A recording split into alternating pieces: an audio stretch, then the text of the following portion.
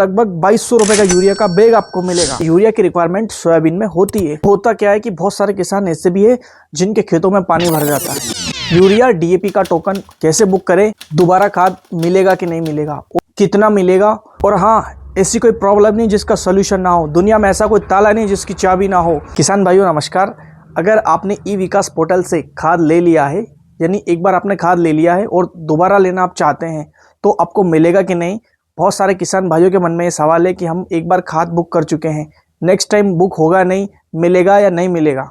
Urea DAP का token कैसे book करें, क्योंकि हमारे मध्य प्रदेश में बहुत सारे ऐसे किसान भी हैं जिनको एक्स्ट्रा खाद की ज़रूरत लगती है। दोबारा खाद मिलेगा कि नहीं मिलेगा, और अगर मिलेगा तो कब मिलेगा, इसी महीने मिलेगा, जून के महीने में या जुलाई के महीने में, कितना मिलेगा, और दोबारा खाद का टोकन कैसे बुक कर सकते हैं।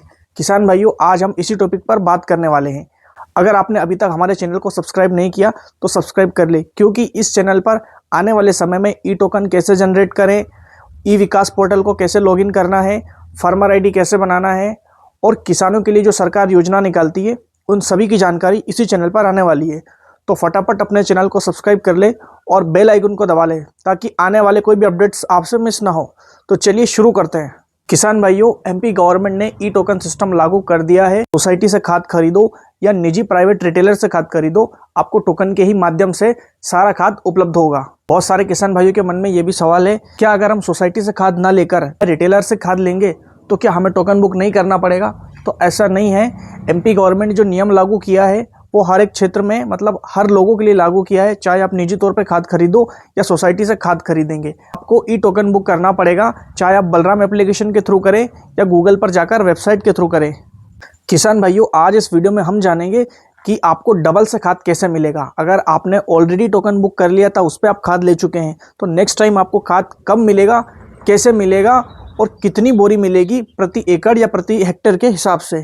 आज इस वीडियो में हम यही सब जानने वाले हैं। जब आप वेबसाइट पर लॉगिन करते हैं और खाद बुक करने की प्रणाली पर जाते हैं और जहां पे फसल का चयन करते हैं, तो अगर वहां पे आप सोयाबीन का चयन करोगे तो एनपीके कैलकुलेशन के अनुसार आपको यूरिया उसमें नहीं दिखाई देगा। सबसे पहले आपको सिर्फ डीएपी या एनपीके में 20-20-0-13 या अदर एनपीके प्रोडक्ट या अदर एनपीके फर्टिलाइजर सिलेक्ट करना पड़ेगा, क्योंकि गवर्नमेंट का मानना है कि सोयाबीन जैसी फसल में यूरिया यानी नाइट्रोजन की ज़रूरत नहीं होती है। तो आपको एनपीके ही मिलेगा या आप डीएपी ले सकते हो। एनपीके में नाइट्रोजन, फास्फोरस और पोटास ये तीनों होते हैं। तो सोयाबीन में नाइट्रोजन का रिक्वायरमेंट होता नहीं है, तो आपको वो सोयाबीन में नहीं मिलेगा। और अगर आप लेना चाहते हैं तो आप अगला ऑप्शन सिलेक्ट करना पड़ेगा। जैसे कि आप दूसरी फसल सिलेक्ट करोगे तो वहाँ पे यूरिया का ऑप्शन खुल जाएगा। अब होता क्या है कि बहुत सारे किसान ऐसे भी है जिनके खेतों में पानी भर जाता है, तो उस वक्त वहाँ पर यूरिया की रिक्वायरमेंट सोयाबीन में होती है। तो उनको यूरिया कैसे मिलेगा, क्या किसी सरकारी आदेश का पालन करना पड़ेगा या फिर अपने जिले या तहसील में संपर्क करना पड़ेगा। मिल तो सकता है, लेकिन उसके लिए कुछ कंडीशंस रहेगी गवर्नमेंट की। अगर आप मक्का का चयन करते हैं तो मक्का में आपको 1 एकड़ पर 1 बोरी डीएपी और 2 बोरी यूरिया की मिल जाएगी। और अगर आपको एनपीके का विवरण सही से समझना है तो आप अलग अलग फसल चयन करके देखिए, वहाँ पर आपको एनपीके का पूरा डिस्क्रिप्शन दिख जाएगा कि किस फसल में कितना बोरी मिलेगा और कितना कैलकुलेशन के हिसाब से एनपीके आपको मिलने वाला है। अब हम बात करते हैं मेन मुद्दे की कि एक बार तो खाद ले लिया, अब दोबारा खाद कैसे मिलेगा।